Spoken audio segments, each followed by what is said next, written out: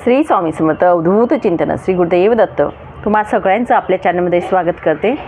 तर बघा, आजचा विषय खूप महत्त्वाचा आहे आणि बऱ्याच महिलांना असं सांगेल की आपण सेवा करत असतो, पण सेवा करत असताना आपल्या घरामध्ये ज्या काही मी आज सेवा सांगणार आहे म्हणजेच काय, नित्यसेवा। आपण सेवेला लागत असतो, कुणीतरी आपल्याला सांगत असतं आणि त्या पद्धतीने आपण सेवा करायला सुरुवात करत असतो।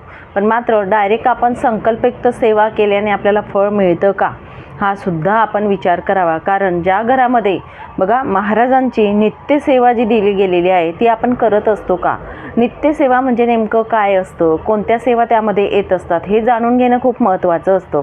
आणि त्यासाठी ते तुम्हाला सांगेल की ह्या सेवा आपल्या घरात घडल्यानंतर आपल्या घरामध्ये बदल बघायला हा मिळत असतो। नित्यनेमाने या सेवा आपल्या घरामध्ये करणं खूप महत्त्वाचं असतं। नित्यसेवामध्ये काय काय सेवा येत असतात ते आपण बघणार आहोत आणि त्या सेवांचं महत्त्व काय आहे ते सुद्धा जाणून घेणार आहोत। तर सर्वप्रथम तुम्हाला सांगेल, नित्यसेवा करत असताना आपल्या घरामध्ये स्वामी चरित्र सारामृत या ग्रंथाचे 3 अध्याय होणं खूप महत्त्वाचं आहे। 11 माळी जप करायचा आहे, तारक मंत्र म्हणायचा आहे, श्री सूक्त जे आहे ते सुद्धा आपल्याला एक वेळा पठण करायचं आहे। पंचमहायज्ञ जो आहे तो आपल्या घरामध्ये व्हायलाच पाहिजे। तसेच तुम्हाला सांगेल, कालभैरव अष्टकची जी सेवा आहे ती सुद्धा आपल्याला आपल्या घरामध्ये करायची असते।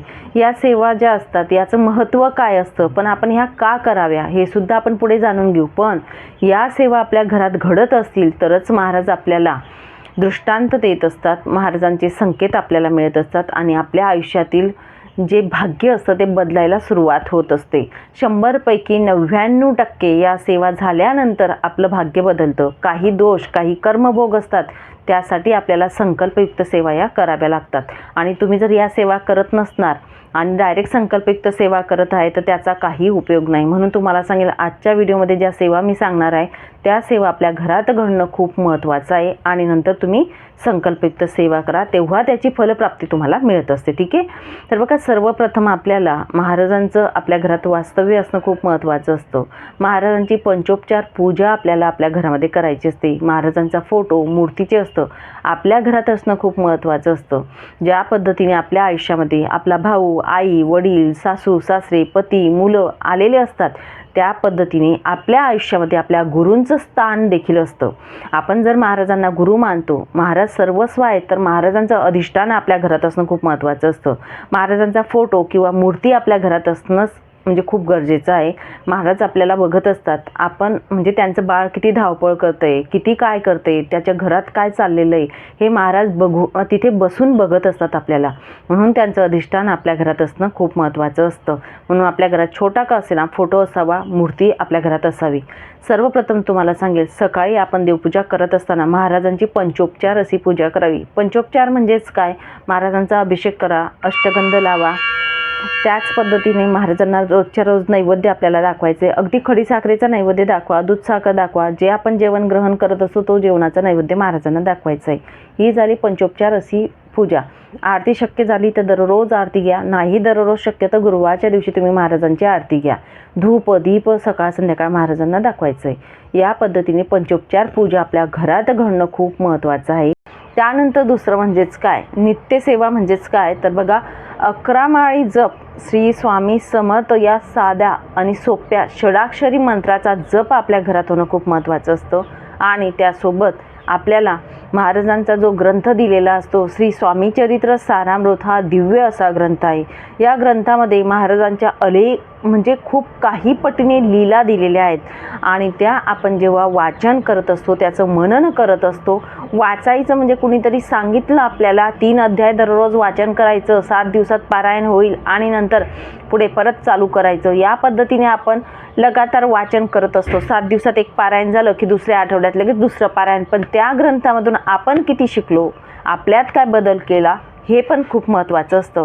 प्रत्येक अध्यायांमध्ये वेगवेगळ्या लीला महाराजांच्या दिलेल्या आहेत।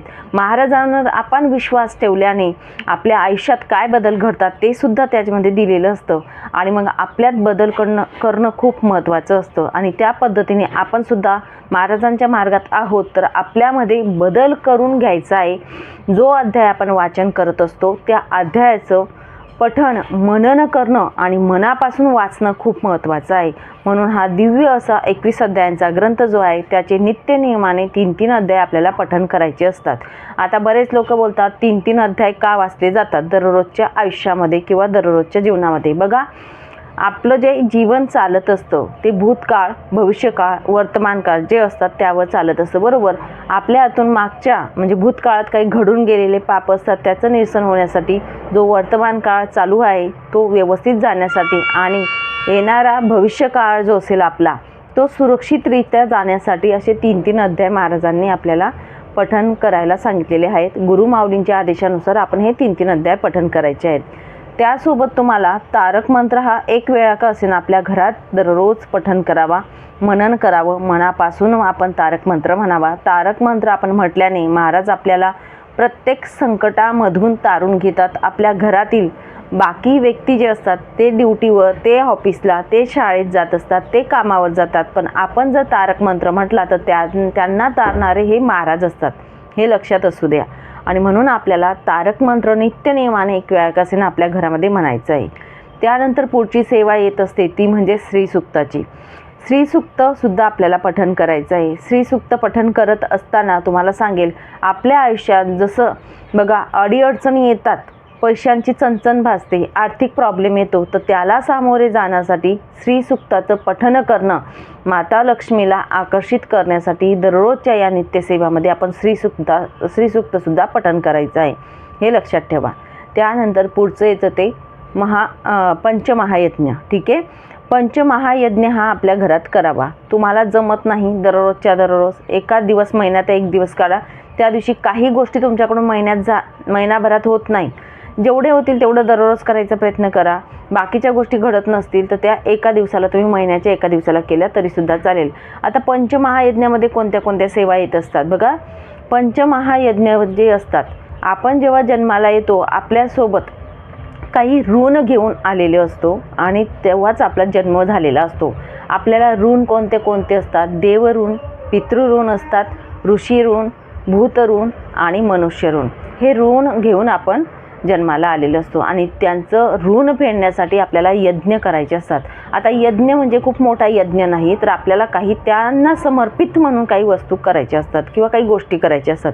देवयज्ञ करण्यासाठी, देवांचं ऋण फेडण्यासाठी दररोज आपण जेव्हा स्वयंपाक करत असतो, एक कागद घ्या, छोटासा कागद घ्या, त्या कागदाला तुपाचं, गाईचं तूप असेल, एक थेंब लावा आणि तो कागद जो असेल तो आपण गॅसवरती धरून घ्या, म्हणजे तो झाला देवयज्ञ जाळायचा आहे.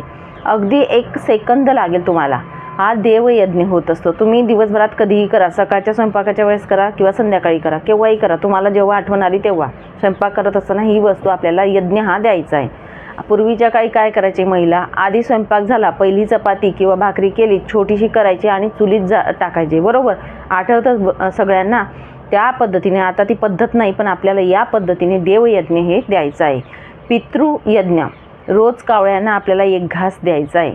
आता 1 घास तुम्हाला कावळ्याला जमलं तर ठीक, नाही तर जेव्हा तुम्हाला आठवण येत जाईल तेव्हा तुम्ही यज्ञ जो असतो पितृयज्ञ तो करायचा आहे. 12 वाजता दुपारी 11:30, 12, 12:30 या दरम्यानमध्ये आपल्याला म्हणजे पितरांसाठी 1 घास म्हणजे कावळ्यासाठी 1 घास ठेवायचा आहे.